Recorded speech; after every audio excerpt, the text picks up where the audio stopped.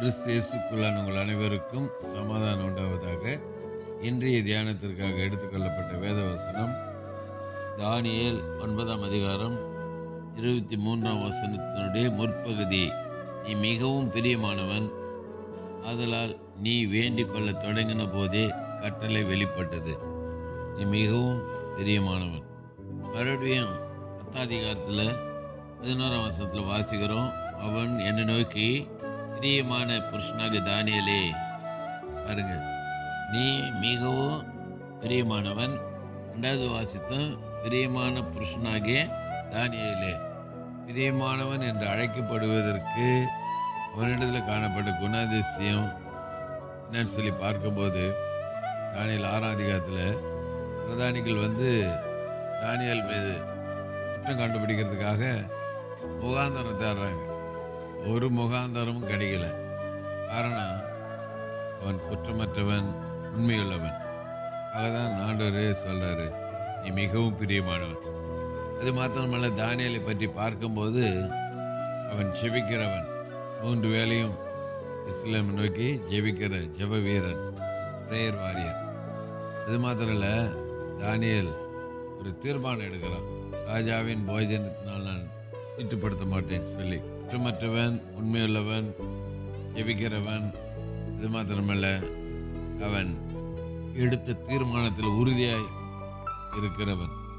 அது மாத்திரம் இல்ல, அவன் தேவன் பேர்ல விசுவாசமுள்ளவனாய் இருக்கிறான். அவன் தேவன் பேர்ல விசுவாசமுள்ளவனாய் இருக்கிறான்.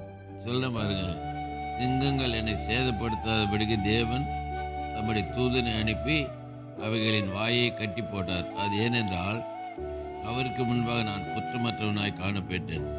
ராஜாவாகி உமக்கு முன்பாக நான் நீதிகேடு செய்ததில்லை என்றான். பாருங்க, நீதிகேடு செய்யாதவன், குற்றமற்றவன். ஆகவேதான் சொல்றாரு, நீ மிகவும் பிரியமானவன். ஆகவே நம்முடைய வாழ்க்கையில கூட நம்முடைய சாட்சி எப்படிப்பட்டதா இருக்கிறது? நம்மை பற்றி ஆண்டவர் என்ன சொல்றார், என்ன சொல்ல போறார்? ஆகவே நம்ம தானியேலை போல மாறணும். தானியேலை போல நாம் மாறும்போது அவர் நம்மை கூட பிரியமானவனேன்னு சொல்லி அழைக்க ஆயத்தமா இருக்கிறார்.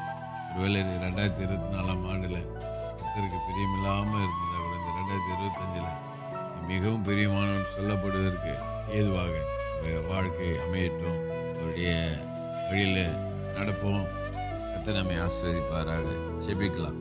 நேசிக்கிற நல்ல தகப்பனே, நல்ல கொடுத்த நல்ல வார்த்தையா நன்றி. நீ மிகவும் பிரியமானவன் சொல்லி தானியேலை அழைப்பதற்கு காரணம், அவன் குற்றமற்றவன், ஜெபிக்கிறவன், மேலே விசுவாசம் உள்ளவன் சொல்லி எல்லாம் பார்த்தோம். ஆகவே நாங்களும் தானியேலை போல மாற உதேசி.